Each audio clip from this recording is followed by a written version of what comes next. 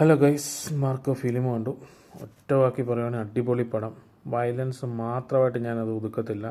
Violence ഉണ്ട്, violence എന്ന് മാത്രം പറഞ്ഞ പടത്തിനെ നമുക്ക് ഇതാക്കാൻ പറ്റില്ല. അതിൻ്റെ അകത്ത് വളരെ ഡീറ്റെയിൽ ആയിട്ട് ചെയ്തേക്കുന്ന പല സ്റ്റണ്ടുകളും പല കാര്യങ്ങളും ഉണ്ട്. സിനിമാറ്റോഗ്രാഫിയൊക്കെ ചെയ്തേക്കുന്നതൊക്കെ വളരെ മനോഹരമായിട്ടാണ് ചെയ്തേക്കുന്നത്. പടം ഒറ്റ വാക്കി പറയുകയാണെങ്കിൽ സൂപ്പർ പടം. ക്യാമറമാൻ ചന്ദ്രു സെൽവരാജ് അടിപൊളിയായിട്ട് എടുത്തേക്കുന്നത്. ചില ഷോർട്സൊക്കെ നമ്മൾ നോക്കുമ്പോൾ നമ്മൾ ചങ്കത്തിങ്ങനെ വെച്ചിട്ട് ഈ കോൾ ഓഫ് ഡ്യൂട്ടിയൊക്കെ കളിക്കുമ്പോൾ നമ്മൾ ആൾക്കാരെ ആക്രമിക്കുമ്പോൾ അത് അങ്ങനെ എടുക്കുന്നൊരു ഫീലുണ്ട്. നമ്മൾ നേരിട്ട് കാണുന്ന പോലെ അങ്ങനെയുള്ള ഷോട്ടുകളൊക്കെ എടുത്തിട്ടുണ്ട്. പക്കാ പ്രൊഫഷണലായിട്ട് ചെയ്തേക്കുന്നത്. പുള്ളിക്ക് ഒരു അവാർഡ് ഉറപ്പായി. കുറച്ച് വലിയ താമസം കൊണ്ടുണ്ടല്ലോ, നേരത്തെ ഏതോ അവാർഡ് പുള്ളിക്ക് കിട്ടിയിട്ടുണ്ട്. എനിക്ക് തോന്നുന്നു ഇനി വലിയ താമസിക്കുകയില്ല, നല്ല അവാർഡ് പുള്ളിക്ക് ഉറപ്പായിട്ടും കിട്ടും. BGM സൂപ്പർ BGM ആണ് ഒരു പടത്തിൻ്റെ ഒരു ഹൊററും ഇതുമല്ല നമുക്കൊരു ഫീലിംഗ് തരുന്നത്. രവി ഭാസ്കർ നല്ലപോലെ അത് ചെയ്തിട്ടുണ്ട്. ഡയറക്ടർ ഹനീഫ് അദാനി അടിപൊളിയായിട്ട് എടുത്തിട്ടുണ്ട്. നല്ല എഫേർട്ട് എടുത്ത് ചെയ്തേക്കുന്ന പടമാണ്. ഉണ്ണി മുകുന്ദനും അതിൻ്റെ അകത്ത് നല്ലപോലെ സ്റ്റണ്ടും ആക്ടിങ്ങും എല്ലാം വളരെ വൃത്തിക്ക് ചെയ്തിട്ടുണ്ട്. ഒന്നും കുറ്റം പറയാനൊന്നുമില്ല അതിൻ്റെ അകത്ത് എന്ന് പറയാൻ. പിന്നെ ഇതിൻ്റെ ഒരു കളർ ടച്ച് സാധാ ഒരു മൂവിയുടെ കളർ ടച്ച് പോലെ ഒരു കളർ ടോണല്ല. നമ്മുടെ KGFൻ്റെ ഒക്കെ ഒരു കളർ ടോൺ, അതുകൊണ്ട് ഒരു KGFൻ്റെ സാദൃശ്യം തോന്നിയിട്ടുണ്ട്. പിന്നെ പടത്തിൻ്റെ പല കാര്യങ്ങൾ പറയുകയാണെങ്കിൽ ഫിലിം മേക്കിങ് കിടു.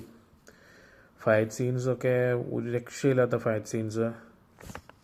കാസ്റ്റിങ്ങും ചെയ്തേക്കുന്നത് നല്ലപോലെ തന്നെയാണ് ചെയ്തേക്കുന്നത്. നല്ല ആൾക്കാരെയാണ്. അഭിനയിക്കാൻ അറിയാവുന്ന, അത്യാവശ്യം നല്ലപോലെ ഇത് ചെയ്യാൻ അറിയാവുന്ന റോളുകൾ നല്ലപോലെ ചെയ്യാൻ അറിയാവുന്ന ആൾക്കാരെ തന്നെയാണ് ചൂസ് ചെയ്തേക്കുന്നത്. പിന്നെ പലരും പറയുന്നത് കേട്ടു നമ്മുടെ പല പടങ്ങളുടെയും ഇംഗ്ലീഷ് പടങ്ങളുടെയും പല ഇംഗ്ലീഷ് മൂവിയുടെയും ഒരു കോപ്പി പോലെ ഏകദേശം ഒരു, അല്ലെങ്കിൽ അതിന് ഇൻസ്പയർ ആയിട്ട് വേണമെങ്കിൽ പറയാം. ജോക്കറിൻ്റെ ഒരു സീനിൻ്റെ അകത്ത് വയലൻസ് കാണിക്കുന്ന ജോക്കറിൻ്റെ അപ്പം കീറിയതാണ്.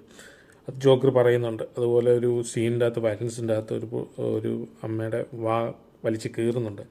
അതൊക്കെ ഇൻസ്പയറേഷൻ നമുക്ക് എടുക്കാം. അതൊക്കെ പക്ക കോപ്പിഡിയായിട്ടൊന്നും പറയുന്നില്ല. അപ്പോൾ ജോക്കർ അത് കഥയായിട്ട് പറയുന്നതാണ്. പിന്നെ ജോൺ വിക്കിൻ്റെ ഫൈറ്റിങ്സ്, ചെറിയ സീക്വൻസ്, പക്ഷേ എല്ലാം നമുക്കൊരു ബോറായിട്ട് തോന്നാറില്ല. ഈ ഇടിച്ചാൽ 100 കിലോമീറ്റർ അപ്പുറം മാറിപ്പോയി കിടക്കുന്ന ആ രീതിയിലുള്ള ഇടികളൊന്നുമല്ല. നമുക്കൊരു റിയാലിറ്റി തോന്നുന്ന ടൈപ്പുള്ള ഒരു ഇടിയാണ്. കണ്ടിരിക്കുമ്പോൾ നമുക്കൊരു രസമുണ്ട്. പിന്നെ ആകപ്പാടെ എനിക്കൊരു തോന്നിയത് ഇതൊരു സ്പിൻ ഓഫ് മൂവിയാണെന്ന് പറയുന്നത് കേട്ടു. പലരും മിഖായലിൻ്റെ സ്പിൻ ഓഫ് മൂവിയാണെന്ന്. അപ്പോൾ സ്പിൻ ഓഫ് മൂവിയാണെന്ന് കേട്ടപ്പോൾ മിഖായൽ ഞാൻ കണ്ട പടമാണ്. അപ്പം അതിൻ്റെ അകത്ത് ആ പയ്യൻ ആദ്യമേ മരിക്കുകയാണ്. അതായത് ഈ മാർക്കോ ഇത്രയും കഷ്ടപ്പെട്ട് നോക്കി വെച്ച ആ കുഞ്ഞ് ആ പടത്തിൻ്റെ അകത്ത് മരിക്കുന്നു. മാർക്കോയും ഒരു എക്സ്പീരിയൻസ്ഡ് അല്ലാത്ത ഫൈറ്ററിൻ്റെ, ആ ഡോക്ടറിൻ്റെ ഒരു സർജിക്കൽ ബ്ലേഡിന് മാർക്കോയും തീരുന്നു എന്ന് പറയുന്നത് ആ പടവുമായിട്ട് ഇത് ലിങ്ക് ചെയ്യേണ്ട, സ്പിൻ ഓഫ് ആക്കണ്ടായിരുന്നെന്ന് അതൊരു വേറൊരു കഥയായിട്ട് അങ്ങനെ പറഞ്ഞു പോകാമായിരുന്നെന്നാണ് എൻ്റെ ഒരു കൺസെപ്റ്റ്. എന്ന് വെച്ച് കഴിഞ്ഞാൽ ഇത്രയും അടിയും പിടിയും ഒക്കെ കഴിഞ്ഞ് ജയിച്ച് വന്ന ഒരാൾ ജസ്റ്റ് ഒരു ഡോക്ടറിൻ്റെ സർജിക്കൽ ബ്ലേഡിന് തീരുന്നു പറയുന്നത് നമുക്കതൊരു സുഖമില്ല കാണാൻ. എന്ന് വെച്ച് കഴിഞ്ഞാൽ ചത്ത കുഞ്ഞിന് ജാഥ എഴുതുക എന്ന് പറയുന്ന ഒരു സുഖമില്ലല്ലോ കേൾക്കാൻ. അപ്പം ഇങ്ങനെ മരിച്ചു പോയ ഒരാളുടെ കഥയാണ് കേട്ടോണ്ടിരിക്കുന്നതെന്ന് പറയുമ്പോൾ നമുക്കൊരു ഇതില്ല. KGFിലെ പറ്റിയ യാഷ് അതല്ല. KGFിലെ റോക്കി എന്ന് പറഞ്ഞാൽ ഇപ്പോഴും മരിച്ചിട്ടുണ്ടോ ഇല്ലയോ എന്നറിയത്തില്ല. യോക്കിയുടെ മൊത്തം കഥയും നമ്മൾ കേട്ടിട്ടില്ല. അപ്പം റോക്കി എങ്ങനെ മരിച്ചു, അല്ല മരിച്ചിട്ടുണ്ടോ ഇല്ലയോ, ജീവനോടെ ഉണ്ടോ എന്നുള്ളത് നമുക്കൊരു ആകാംക്ഷയായിട്ടാണ് ഇപ്പോഴും നിൽക്കുന്നത്. അതുപോലെ പക്ഷേ മാർക്കോ നമ്മൾ ഈ സ്പിൻ ഓഫ് മിഖായലിൻ്റെ സ്പിൻ ഓഫ് മൂവി ആണെങ്കിൽ മാർക്കോ ഓൾറെഡി മരിച്ചു എന്ന് നമ്മൾ, അതും ജസ്റ്റ് മാർക്കോ ഒരു വില്ലനായിട്ട് മരിക്കുന്നതായിട്ടാണ് നമ്മൾ കാണുന്നത്. പിന്നെ മാർക്കോയിൽ എനിക്ക് വേറൊരു നെഗറ്റീവ് ആ പടത്തിൻ്റെ ലാസ്റ്റായിട്ട് തോന്നിയത്, അത്രയും ആൾക്കാരെ എല്ലാം കൊന്ന് അവൻ അനങ്ങാൻ മേലാതെ, അതായത് ഉണ്ണിമുകുന്ദൻ അനങ്ങാൻ മേലാതെ ആയ സമയം പോലെ അവനെ അടിച്ചു ഒതുക്കി ഇട്ടതിന് ശേഷം ബാക്കി അവൻ്റെ വീട്ടുകാരെ എല്ലാവരെയും കൊന്നതിന് ശേഷം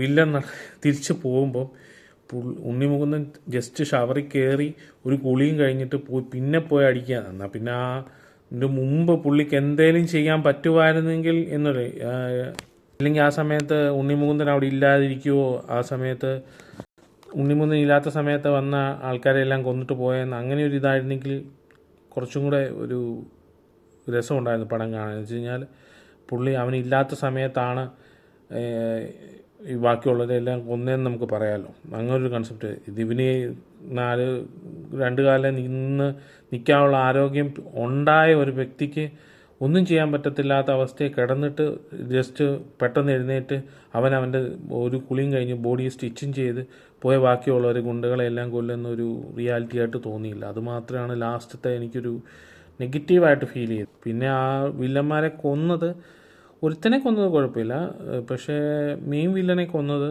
സെക്കൻഡ് ഹാഫിൽ വന്ന മെയിൻ വില്ലനെ, ഹിന്ദിക്കാരനെ കൊന്നത് കുറച്ചും കൂടെ ടോർച്ചർ ചെയ്ത് കൊല്ലുമായിരുന്നെങ്കിൽ വളരെ നല്ലതായിരുന്നു എന്ന് തോന്നി. എന്ന് വെച്ച് കഴിഞ്ഞാൽ ബാക്കിയുള്ള അവൻ്റെ വീട്ടുകാരെ എല്ലാം പക്ക ടോർച്ചറിങ് ചെയ്താണ് കൊന്നത്. ഇവരെ ജസ്റ്റ് പെട്ടെന്ന് കൊന്ന് തീർക്കുക എന്ന് പറയുന്നത് അതിലൊരു ഇതില്ലല്ലോ. വേദന എന്തെന്ന് അറിയിച്ച് കൊല്ലണമെന്നാണ് അതിൻ്റെ ഡയലോഗ് പറയുന്നത്. പക്ഷേ വേദന എന്തെന്ന് അത്രയും അറിയിക്കാതല്ലേ കൊണ്ട് പെട്ടെന്ന് വെട്ടി മാറ്റി കഴിഞ്ഞ് കഴിഞ്ഞാൽ വേദനയെ പെട്ടെന്ന് അറിയില്ലല്ലോ. പിന്നെ ആ വില്ലന്മാരാണെങ്കിലും ഇവൻ്റെ വീട്ടിൽ ചെന്ന് ആക്രമിച്ച് കഴിഞ്ഞ് കഴിഞ്ഞാൽ ഒരുത്തനെ ആക്രമിച്ചിട്ട് പോകുമ്പോൾ അവന് തിരിച്ച് വന്ന് ആക്രമിക്കുമെന്ന് ഉറപ്പായിരിക്കും. അപ്പോൾ അവനെ വെറുതെ വിടുമ്പം ബാക്കിയുള്ളവരുടെ ഇത് കണ്ട് വെറുതെ വിടുമ്പോൾ അവനെ സാധാരണ മിക്കവാറും ചെയ്യാറെന്ന് വെച്ച് കഴിഞ്ഞാൽ അവൻ്റെ കൈയും കാലും അല്ലെങ്കിൽ വെട്ടിക്കളയും. അവന് നേരെ നിൽക്കാൻ മേലാതെ അല്ലെങ്കിൽ അവന് തിരിച്ച് റിവെഞ്ച് ചെയ്യാതാകാന്നുള്ള രീതിയിലാവും. ഇല്ലെങ്കിൽ അവനെ വലിച്ചു കൊണ്ട് അവിടെ കൊണ്ടിട്ട് പിന്നെ ഇത് ചെയ്യുന്ന പോലെ രീതിയിലാക്കും. അതൊന്നും ഫീൽ ചെയ്തില്ല. അങ്ങനൊരു ഇത് മാത്രമേ എനിക്ക് ഫീൽ ചെയ്തത്. ബാക്കിയൊക്കെ അപേക്ഷിച്ച് നോക്കുമ്പോൾ സൂപ്പർ പടം, കണ്ടിരിക്കാൻ ഇഷ്ടം നല്ലപോലെ ഉണ്ട്. വയലൻസ് മാത്രമായിട്ട് ഒതുക്കാനുള്ള പടമല്ല. അതിൻ്റെ അകത്ത് വളരെ വർക്ക് ചെയ്തിട്ടുള്ള ആൾക്കാരുണ്ട്. നമുക്ക് അപ്രീഷിയേറ്റ് ചെയ്യാവുന്ന അത്രയും വർക്കുകൾ ചെയ്തിട്ടുള്ള പടമായിട്ട് നമുക്ക് കൂട്ടാമെന്നുള്ളതുണ്ട്. കണ്ടിട്ടില്ലാത്തവർ പോയി കാണുക. വയലൻസ് ആണെന്നോർത്ത് കാണാതിരിക്കേണ്ട കാര്യമൊന്നുമില്ല. കാണാനുള്ളതുണ്ട്. നമുക്കൊരു KGFൻ്റെ കിടപിടിക്കുന്ന അത്രയും ഏകദേശമുള്ളൊരു പടം തന്നെയാണ്.